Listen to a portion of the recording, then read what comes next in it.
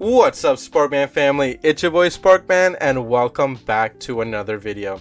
Last month we did the top 10 cards you should have in your trade binder and it was very successful, so we're going to run that again this month here in September. And in no particular order, we are starting off with Daigusto Emerald. Now if you look at this card, it's a very cheap card depending on the card you're looking at as well, because there are obviously other versions of this card as well.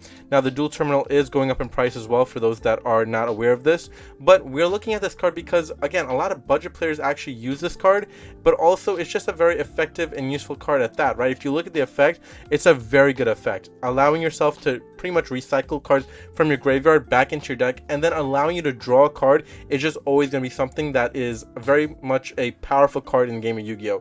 Anytime you're able to kind of recycle your resources and then draw a card on top of it, that's always going to be a card that's going to be seen as one of the better cards in the game, especially since you're getting more resources to your hand, resources back from your graveyard into your deck, and just, you know, restarting the cycle there for your game plan and combo if you're looking to do so. So again, Daigusto Emerald, very underrated card and one that to have in your trade binder, and depending on which copy you have, like I said, there are really good copies to have right now, especially depending on the dual terminal 7. You are looking pretty good in your trade binder as well if you have this copy laying around.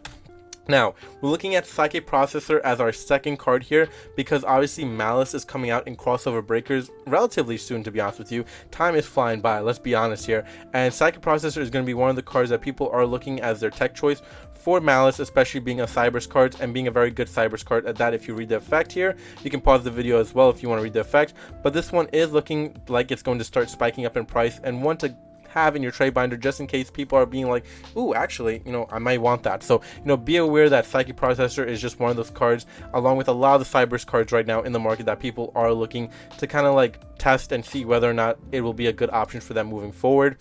The next card we're looking at, the third card here on this list, is Lightsworn Dragonling. The reason why we're looking at Lightsworn Dragonling is this card was around $7-8 at the time last month, and now has increased back up to $10-11, and that is because That Grass Looks Greener has come off the balance, making Lightsworns a little bit more even viable here moving forward into the meta. Now, they're not a big meta deck, but it's making them more viable in the sense that, yeah, they can compete a little bit better than before. So just keep that in mind as you're looking to pick up a lot of Lightsworn stuff, but also Lightsworn Dragonling is just a really good card to have, especially if you have it laying around as well.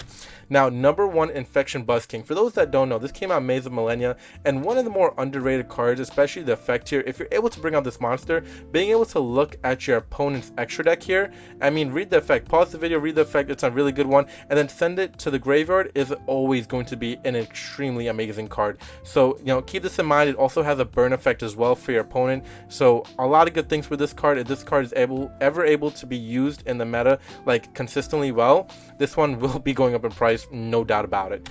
Tenpai Dragon Genroku. Now we're looking at this one.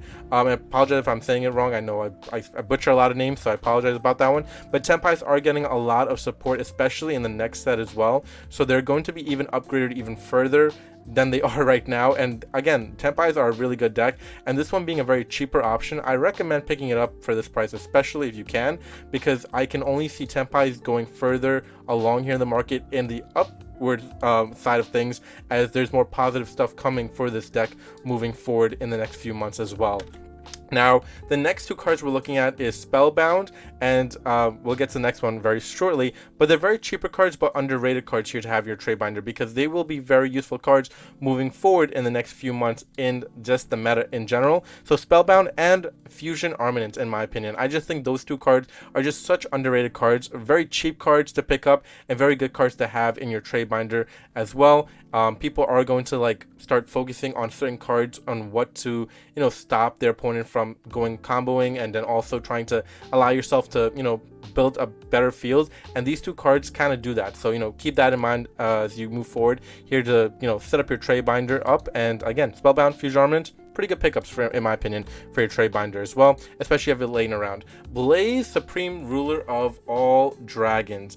Ladies and gentlemen, all the dragon rulers are pretty much available now, and this card is going to be very useful moving forward, especially if we get even further support down the line with more Ruler of Dragon XC monsters. Like if we have a Tidal one, if we get a Redox one, if we get a Tempest one, if we get, you know, other versions of this XC's monster just to give, you know, the Dragon Rulers even more further upgrades, we're going to see the Dragon Rulers actually become very useful if that does happen, especially if we get good cards, especially good XC monster cards for these Dragon Rulers. And again, Dragon Rulers used to rule the game. Let's see if they come back and make a comeback here on the main stage of the game as well.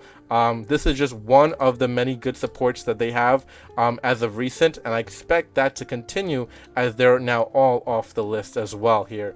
Now, the lubellion. Okay, so people are obviously undervaluing this card a lot, and Bishils have always been good. It's the moment it came out, it's been amazing. Now this card has just decreased in price. I'm not gonna lie to you, it's a good pickup still in this day and age to have in your trade binder, and if you have it just laying around, definitely put it in there, man. I mean, this is such a good trade bait to have. The last card we're looking at here is Destiny Hero Destroyer Phoenix Enforcer. Just another great card here in the meta that is not seeing play right now, but once it does, I'm telling everybody, this card will shoot back up in price, especially since right now it's about what, $6-7 basically. I think it's just such a good card to have just as your backup, and as well as just to have in your trade binder, because you never know when it's going to start raising in price, but also when people are going to be like, you know what, I actually do want that card for myself as well. So again, good trade bait to have, and just a good trade binder overall to have these things in your binder, because just all useful things. But yeah, this is my top 10 list. I hope you guys enjoyed today's video. It's a shorter video, but it's to help you guys understand what to have in your trade binder as well moving forward. And yeah, let me know your opinions, your thoughts. If there's any cards you recommend to have in your trade binder, let me know in the comment section down below. But from yours truly, it's Sparkman. We'll catch you next one. Please subscribe and comment, and peace out, YouTube.